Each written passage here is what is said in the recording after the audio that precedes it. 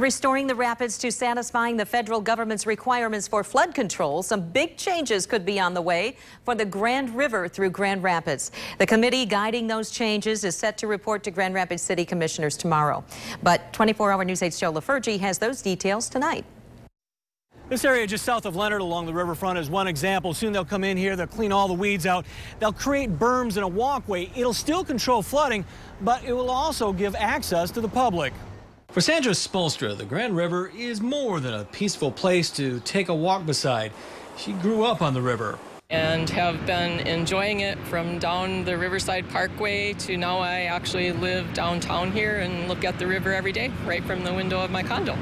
So the new attitude towards the river, opening it up to people, creating more things to do, and of course cleaning it up is welcome news to Spolstra.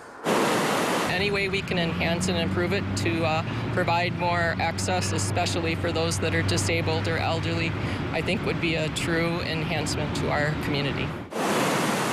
So what will the steering committee tell city commissioners tomorrow?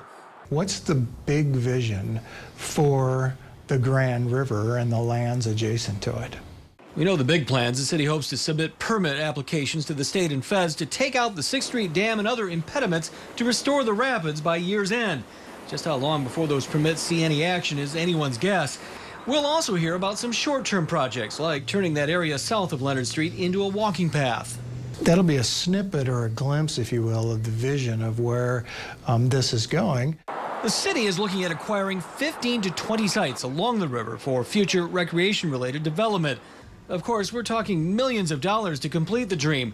They'll look for government and private grants along with other sources to get the ball rolling. But what about when it's in place? How do you maintain what's currently a vision? One idea that's worked in some communities is to create a conservancy for long-term funding. They don't seem too worried at City Hall. It's a great vision, and so what we find is when you create the vision, the money tends to follow.